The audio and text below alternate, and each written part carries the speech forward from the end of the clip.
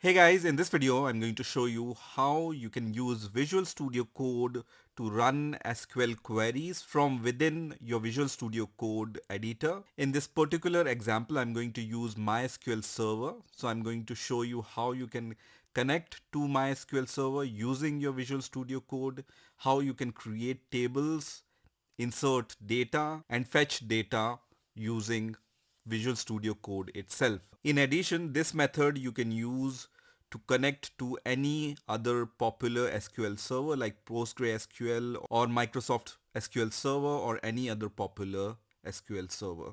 So let's see how we can do it. So first of all, we need to install the required extension to connect to our SQL server, in our case, the MySQL. So I'm going to go to the extensions section and here search for SQL tools and you will be able to see this popular extension which is called SQLTools, and this SQL tool helps us to manage our SQL database. When you scroll down here, you will be able to see different databases which it supports. So we are going to install this extension first of all. So I'm going to click on install, which is going to install this extension. And once this extension is installed, you will be able to see the disable or uninstall button. As soon as this extension is installed, you will be able to see this database icon. And when you hover over this database icon, it says SQL Tools. So I'm going to click on this SQL Tools icon and you will be able to see this kind of section here. So let me close this window here and let's create a new connection. So I can click on this add new connection here. But when you click on this new connection, you will see a blank space here. This is because we have installed the SQL Tools extension, but in order to connect to a particular SQL server, you need to install the driver extension for that also. So as in our case, we are using MySQL. So I'm going to once again go to the extensions section and once again write SQL tools here, and you will be able to see the popular drivers which are supported for different database systems like MySQL, SQLite, Postgre, Microsoft SQL Server. So these are the official drivers for all these database systems. So whatever database system you are using, just click on that option. So it's going to start with SQL tool and then the name of that database system. So in my case, it's SQL tools MySQL, and then I'm going to click on this driver extension also. Once this driver extension is installed, I can close this window and I can see these options now. So once again, when I click on SQL tools, and let me close this, and then once again when I click on add new connection, I will be able to see these options because I have installed the MySQL driver extension for SQL tool. And now let's click on this MySQL option here. And here you can provide the details about your connection. So I'm running my MySQL server locally. So I'm going to name my connection as MySQL local. And the connection group, you can provide the name of your connection group. I'm going to leave it as default. Now in the third option, you can connect using the server and the port. You can also connect via socket file or you can connect via the connection string. We are going to use the server and the port option. Then, as I mentioned, my server is running on the local host, so I'm going to leave it as default. If your MySQL server is running on some remote server, just give the IP address of that remote server. Now the default port on which MySQL runs is 3306, and most probably you are also using this default port, but if you are using any other port, then just provide that port for your MySQL server. Now if you are running MySQL locally and if you are using SQL tools here, you need to add one extra zero in front of this port. So if you are using 3360 here, I need to use one extra zero in order to connect via the SQL tools option. So don't forget to add this extra zero, and then you also need to provide the name of the database. So this database should pre-exist in your MySQL server. I'm going to give the database name demo. This database pre-exists on my MySQL server. So make sure you have created this database previously. Now the username is the username which you use to connect to your MySQL server. In my case, it's root. Then you also have the option to choose the password mode. So you have all these different options like SQL tools driver credentials, ask on connect, use empty password, and save as plain text in settings. So I'm going to use the last option here because I just want to make things simple. But if you want to use any other option, you can choose that option from here. Let me provide the password which I use to connect to my MySQL server.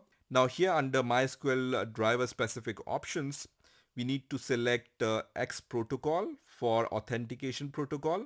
And if you are using SSL connection for your server, then you can use enabled, otherwise leave it as disabled. You also need to provide the connection timeout for your MySQL server connection. I'm going to provide 30 here, but you are free to provide any other timeout here. And then you also have the option for show records default limit here. By default, it's 50. I'm okay with it, so I'm going to leave it as default. Once you have given all these configurations, you can also test your connection by clicking on the test connection button. So I'm going to click on test connection, and I can see that the connection is successful. So I can see the status here. Once I'm happy, I'm going to click on save connection, and my connection is created here. You will be able to see the list of all the connections here on the left hand side, and you can also see this kind of connection configuration on the right hand side. Now in order to connect to your database server, you can click on this connect now button, or you can also click on this plug icon for the connect, so that connection will be successful. So I'm going to click on this connect icon here, and if the connection works, it's going to show you this kind of SQL session. So here you can run your SQL queries. So let's say in my demo database, I need to create a new table. I can write the query for that. The query is really simple. I want to create a users database, and the column which I need is ID, username, and email here. In order to run this query, you can just click on this run the active connection option, which is going to create this. So once this query runs successfully, you can expand this option here, and you will be able to see your database name. And when you expand this database, you will be able to see tables here. And then when you expand, you will be able to see your tables. I have recently created this users table, so I can see this users table here. I can also see what columns this table has by just expanding on the table option. So now I have added some columns to my table. Let's insert some data to the table. So to insert the data to the table, I can once again write the insert query here. So let me just do it like this, so you can see the query and you can also see the output here.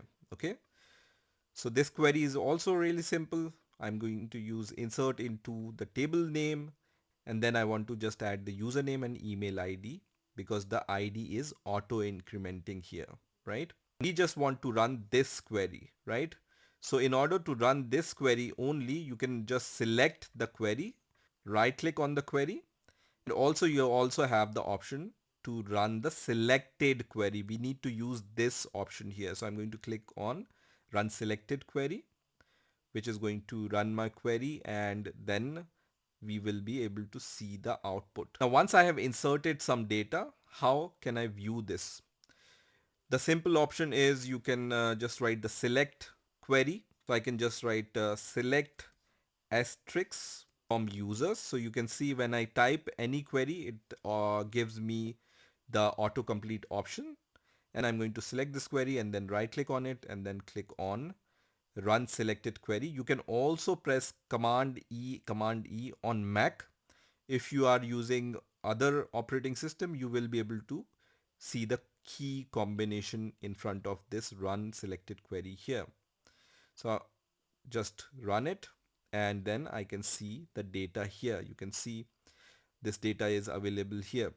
I have ran this query 2 times. That's why it was giving me the data 2 times. The select option is also available when you click on the table option. So right click on your table here and then click on show table record, and it's going to show you the table record. You can also right click on your table and you have the option to describe your table. So click on that and it's going to describe your tables. That means what are the columns which are available here, what are their constraints, if there is a primary key there, so all the information about your table, right? You also have the option to generate insert query, right? So when you right click on the user table, for example, I right click here and then click on insert query, it's going to insert the insert query just below your other queries. So you can see I have the same kind of query, which is insert into users, and then I have the option to add the ID, username and email. As I mentioned, ID is auto incrementing in my case, so I'm going to remove the ID option from here, but I can add the username and email from here. Just change these values and then you can insert those values. And then I can run this query.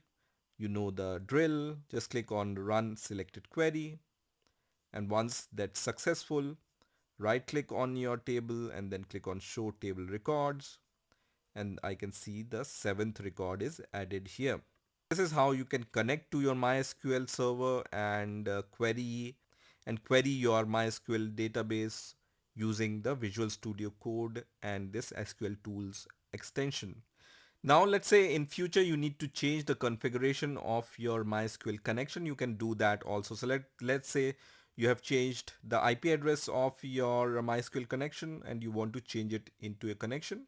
You can right click on your connection here and then click on edit connection, and then you will be able to edit your connection configuration from here once again. So that is also useful. If you want to disconnect, you can click on this icon here for disconnection. You also have the option to refresh your connection and then delete your connection, and then you also have the option for open settings. And hopefully this will be helpful tool for you also. So that's it for this video. I hope you've enjoyed this video and I will see you in the next video.